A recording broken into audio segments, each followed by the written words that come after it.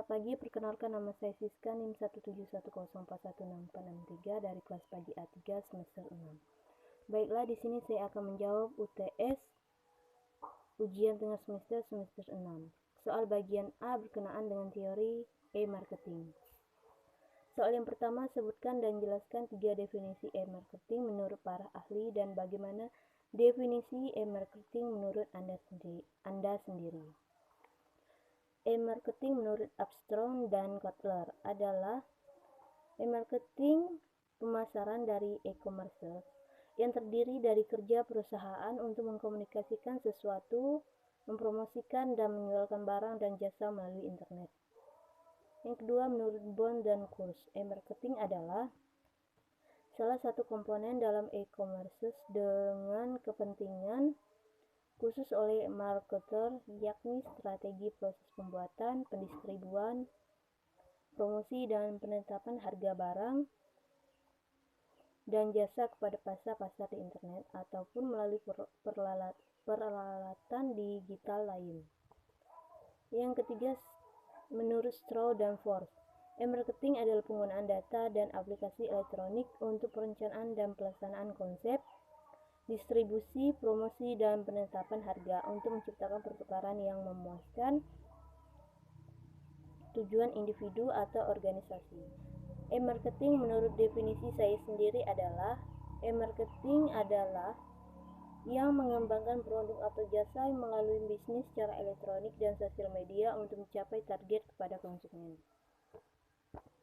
Soal kedua, apa tujuan melakukan pemasaran internet atau e-marketing?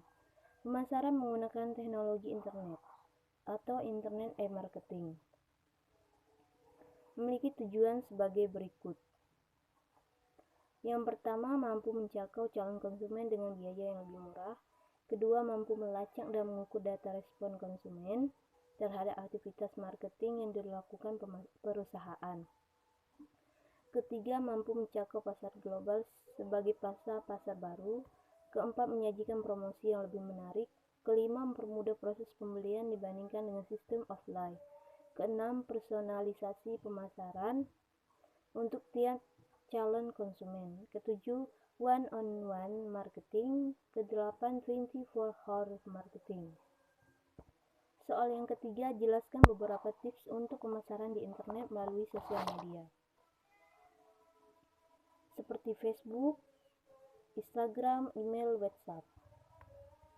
Beberapa tips untuk pemasaran di internet melalui sosial media sebagai berikut. Yang pertama, pasarkan dan promosikan produk melalui grup Facebook yang relevan dengan bisnis. Misalnya, Anda seorang penjual aksesoris motor, bergabunglah dengan grup-grup pencipta otomotif, kemudian promosikan. Yang kedua, follow pengguna sosial media tertarget. Misalnya, Anda seorang penjual sepatu wanita, carilah akun bisnis Instagram yang berjualan sepatu wanita yang memiliki follower banyak, lalu follow para pengikut akun tersebut.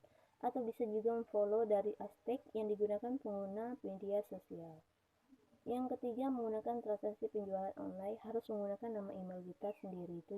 Tujuannya supaya tertuju pada alamat yang ditentukan. Contohnya Gojek. Pemesanan online lewat Gojek menggunakan nama email kita sendiri agar tukang Gojek mengetahui alamat kita. Yang keempat, biasanya website bisnis sering digunakan untuk berbisnis. Misalnya membuat status postingan, jualan kacamata dan bermacam-macam gambar model kacamata untuk para konsumen yang dijual. Soal yang keempat, jelaskan tentang langkah-langkah cara memasang iklan gratis di Facebook. Langkah pertama, membuat fast page. Kita memulai strategi cara pasang iklan di Facebook dengan membuat fast page terlebih dahulu. Tujuannya sangat manusiawi, supaya pengguna Facebook yang lain tidak terganggu dengan aktivitas bisnis Anda melalui Facebook. Langkah kedua, setting fast page.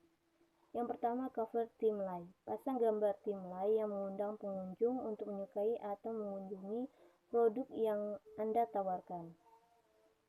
Yang kedua, profil foto. Pasang foto profil yang menarik, gunakan gambar wajah manusia meskipun bukan wajah asli Anda. Ketiga, tombol daftar. Kini Facebook menyediakan tombol sign up atau tombol daftar. Tombol ini bisa diarahkan ke link web eksternal. Yang keempat, update status. Setelah Anda melakukan pengaturan face page sedemikian rupa seperti petunjuk di atas, selanjutnya Anda juga harus menambahkan konten. Berikutnya langkah ketiga, cari teman target. Selanjutnya Anda perlu mencari target pengunjung. Langkah keempat, join group. Gabung ke grup-grup yang potensial, tunggu sampai admin atau anggota grup yang lain menerima permintaan Anda. Baru selanjutnya Anda bisa membagikan status face page Anda di grup tersebut. Langkah kelima, berbagi dan berbagi. Ini merupakan langkah kunci keberhasilan menggunakan strategi promosi gratis di Facebook. Anda harus banyak berbagi. Semakin banyak status atau konten Anda mencapai pengguna Facebook, semakin besar pula kesempatan Anda untuk mendapatkan penjualan produk atau transaksi bisnis sesuai yang Anda harapkan. Soal yang kelima, jelaskan apa yang dimaksud dengan crowdsourcing, peer-to-peer lending, dan crowdfunding. Yang pertama, crowdsourcing adalah sebuah istilah yang sering digunakan untuk menggambarkan suatu proses dalam mendapatkan pekerjaan atau pendanaan dari sekelompok orang dalam jumlah banyak melalui fasilitas online. Konsep yang digunakan untuk menjalankan teknik adalah dengan tersedianya orang-orang dalam kelompok besar untuk berpartisipasi menghasilkan konten pendanaan. Yang kedua, peer-to-peer lending adalah praktik atau metode memberikan pinjaman uang kepada individu atau bisnis dan juga sebaliknya mengajukan pinjaman untuk keperluan individu bisnis. Pada intinya, peer-to-peer lending yaitu menghubungkan antara pemberi pinjaman pendana dengan peminjam secara online. Yang ketiga, crowdfunding. Crowdfunding adalah praktik penggalangan dana dari sejumlah besar orang untuk memodali suatu proyek atau usaha yang umumnya dilakukan melalui internet. Soal yang keenam, apa perbedaan antara crowdsourcing dengan peer-to-peer lending? Perbedaan antara crowdsourcing dengan peer-to-peer lending. Jika crowdsourcing lebih bersifat sukarela, maka peer-to-peer lending atau sekarang dikenal dengan istilah fix lending mengusung konsep yang sama, tetapi skemanya berbeda karena peer-to-peer lending bersifat pinjaman. Pinjaman yang Anda ajukan dalam fix lending seperti Coin Wars akan didanai oleh banyak investor atau pendanaan yang tergabung, di mana Anda bisa mencicil dana pinjamannya setiap bulan dengan bunga pinjaman yang lebih rendah dan proses terkumpulnya dana lebih cepat. Soal nomor 7, coba buka buku e-marketing yang sudah Bapak posting di grup WA dan baca bab 5 dan bab 6. Apa yang dapat disimpulkan dari kedua bab yang Anda baca tersebut dan manfaat apa yang diperoleh? Apakah Anda mengalami kesulitan dalam memahami bab 5 dan bab 6? Dan jika Anda menemukan kesulitan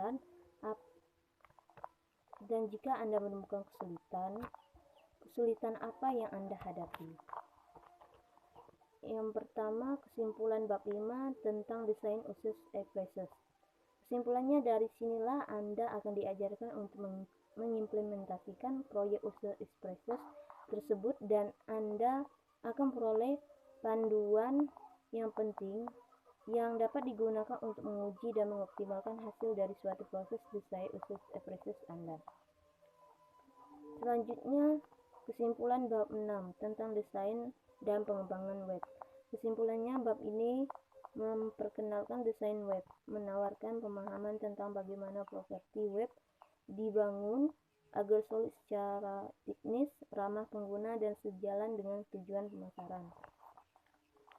Selanjutnya, manfaat dari bab 5 yaitu Go User Experience adalah cara terbaik untuk membedakan diri Anda di pasar dan memberi Anda keunggulan kompetitif. Jika titik sentuh online Anda mudah, menyenangkan, intuitif, dan mengagumkan untuk digunakan pelanggan, Anda tidak akan punya alasan untuk mencari di tempat lain. Berikutnya, manfaat dari bab 6. CMS adalah singkatan dari Content Management System. Context Management System digunakan untuk mengelola konten situs web. Kemudian dari bab 5 dan bab 6 saya tidak mengalami kesulitan. Bab 5 dan bab 6 tidak ada kesulitan karena sudah ada materinya tentang masalah dan solusinya. Soal bagian B berkenaan dengan video e-marketing. Video pertama soalnya yang pertama, apa judul video yang Anda tonton? Judulnya cara Jitu memahami pemasaran di era digital. Yang kedua, menurut Anda, apa definisi dari judul video tersebut? Definisinya, buatlah copywriting. Yang menjual copywriting merupakan teknik menghasilkan tulisan yang membuat pembaca memberikan respon seperti yang kita penulis inginkan, membeli, mendaftar, mengingat lainnya. Yang ketiga, apa makna judul video tersebut bagi Anda? Makna dari judul video tersebut adalah memahami pemasaran di era digital untuk dipopulerkan ke konsumen. Keempat, siapa pembicara dalam video tersebut? Pembicaranya adalah Bapak Budi Setiawan. Yang kelima, apa-apa saja yang dibicarakan atau dijelaskan oleh pembicara dalam video tersebut? Dijelaskan secara rinci. Bapak Budi Setiawan membahas tentang jumlah, komposisi, perilaku, penetrasi pengguna internet di Indonesia, dan 7 tips praktis memulai bisnis online. Yang pertama, fokus dan temukan apa yang dibutuhkan pasar. Yang kedua, laptop versus smartphone plus kuota internet. Ketiga, buat copywriting yang menjual. Keempat, buat sebuah website dan akun media sosial. Kelima, bangun reputasi. Keenam, bergabung di situs e-commerce, Tokopedia, Bukalapak, dan lain-lain. Ketujuh, interaksi dengan konsumen menggunakan beragam aplikasi WA, email, chat, dan lain-lain. Yang keenam, apa yang Anda peroleh setelah Anda menonton video tersebut?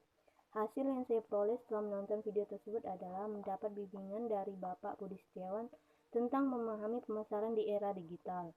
Yang ketujuh, bagaimana pendapat Anda tentang penjelasan yang disampaikan oleh pembicara dalam video tersebut? Menurut pendapat saya, tentang penjelasan oleh Bapak Budi Setiawan sangat menarik bagi kita mahasiswa, supaya dapat melakukan pemasaran untuk masyarakat dan konsumen.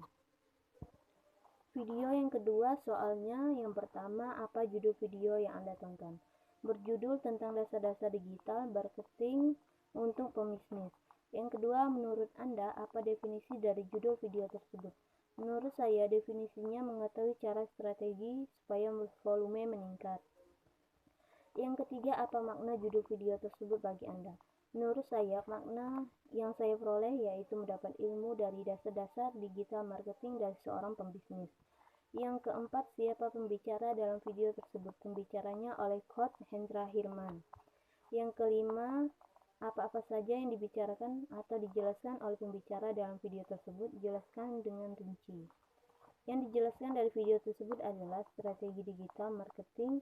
Ada 3 sebagai berikut. Yang pertama, fokus kepada traffic. Yang kedua, frekuensi. Berapa frekuensi sering orang gunakan di media sosial, yaitu ke website, Instagram, Facebook, dan toko kita sendiri. Yang ketiga, berapa besar volume customer Anda membeli kepada bisnis Anda. Selanjutnya, digital marketing itu ada 3 fokus. Fokus yang pertama, Anda harus eksis. Maksudnya eksis dalam SEO dan search engine rating. Fokus kedua, cara membangun relasi, kedekatan, hubungan dengan email marketing. Fokus ketiga, relationship dengan online customer atau prospek. Yang keenam, apa yang Anda peroleh setelah Anda menonton video tersebut? Yang saya peroleh dari menonton video tersebut adalah orang yang pintar, berilmu, pandai berbisnis, pandai berbicara, mengajarkan kita dari menonton video tersebut, pandai berbisnis dan melakukan pemasaran yang hebat. Yang ketujuh, bagaimana pendapat Anda tentang penjelasan yang disampaikan oleh pembicara dalam video tersebut? Menurut pendapat saya, yaitu menuntut kita menjadi orang hebat. Video yang ketiga soalnya yang pertama, apa judul video yang Anda tonton? Judulnya pengertian digital marketing dan jenis-jenisnya. Yang kedua, menurut Anda, apa definisi dari judul video tersebut? Definisinya dari video tersebut menurut saya adalah penggunaan platform yang cocok terhadap website yang kita tentukan. Yang ketiga, apa makna judul video tersebut bagi Anda? Video tersebut sangat bermakna karena mengenalkan kita tentang website yang berkembang sekarang ini. Yang keempat, siapa pembicara dalam video tersebut? Pembicaranya oleh Desi. Yang kelima, apa-apa saja yang dibicarakan atau dijelaskan oleh pembicara dalam video tersebut, dijelaskan dengan rinci. Strategi digital marketing adalah salah satu digital yang tidak perlu lagi desain profil, karena sekarang radio sudah ada di HP, itu namanya digital. SEO website sosial media merupakan online marketing yang hanya diakses di internet. Yang pertama, website company, artinya berbisnis di rumah sendiri. Kedua, SEO. SEO digunakan untuk penelusuran di Google dengan mengetik website yang ditentukan. Yang ketiga, social media marketing, seperti Facebook, Instagram, yang sudah berkembang menjadi sarana berinteraksi dengan customer seperti jasa atau produk Anda. Yang keenam, apa yang Anda peroleh setelah Anda menonton video tersebut? Yang saya peroleh dari menonton video tersebut adalah dapat mengetahui website model apa, SEO seperti apa, dan online marketing. Yang ketujuh, bagaimana pendapat Anda tentang penjelasan yang disampaikan oleh pembicara dalam video tersebut? Menurut pendapat saya, orang yang cerdik dan berilmu mengajarkan kita tentang website, strategi digital marketing, tentang platform yang cocok dan baik untuk digunakan. Video keempat soalnya. Yang pertama, apa judul video yang Anda tonton?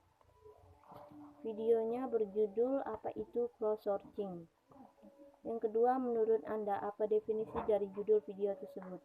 Definisinya dari video tersebut adalah crowdsourcing yang membicarakan pekerjaan yang tradisional, perform. Yang ketiga, apa makna judul video tersebut bagi Anda? Makna dari video tersebut adalah ikan yang mengalir di lautan, artinya perusahaan yang berusaha bekerja dengan platform yang menarik akan berkembang dan sukses. Yang keempat, siapa pembicara dalam video tersebut? Pembicaranya adalah Jeff. Yang kelima, apa-apa saja yang dibicarakan atau dijelaskan oleh pembicara dalam video tersebut? Dijelaskan dengan rinci. Mei 2006, ketika kertas artikel dari Jeff memiliki ide platform yang menarik, memiliki nailing $10 Australia. Keenam, apa yang Anda peroleh setelah Anda menonton video tersebut? Yang saya peroleh dari video tersebut adalah platform yang menarik. Yang ketujuh, bagaimana pendapat Anda tentang penjelasan yang disampaikan oleh pembicara dalam video tersebut? Menurut pendapat saya, yaitu kesuksesan yang akan datang mengalir terus. Video kelima, soalnya. Yang pertama, apa judul video yang Anda tonton? Berjudul tentang digital marketing menumbuhkan permisah Facebook Page. Kedua, menurut Anda, apa definisi dari judul video tersebut? Definisikan tentang halaman Facebook. Yang ketiga, apa makna judul video tersebut bagi Anda? Maknanya dapat mempromosikan lewat Facebook. Yang keempat, siapa pembicara dalam video tersebut? Pembicaranya oleh Resya Ayu Putri. Kelima, apa-apa saja yang dibicarakan atau dijelaskan oleh pembicara dalam video tersebut? Jelaskan secara rinci. Yang pertama, menyukai halaman Anda. Halaman lainnya, kita masukkan sosial media ke Facebook kita. Kedua, tambahkan tombol ajakan bertindak, artinya ketika orang melihat mau menelpon kita, langsung ke Facebook kita. Ketiga, promosikan Facebook Anda di seluruh komunikasi baik online maupun offline. Keenam, apa yang Anda peroleh setelah Anda menonton video tersebut? Yang saya peroleh dari video tersebut, orang-orang bijak yang mempelajari halaman Facebook untuk keamanan. Yang ketujuh, bagaimana pendapat Anda tentang penjelasan yang disampaikan oleh pembicara dalam video tersebut? Menurut saya, informasi halaman Facebook online dan offline komunikasi dari setiap negara. Baik, hanya itu saja. Jika ada kata yang salah, saya mohon maaf. Sekian, terima kasih.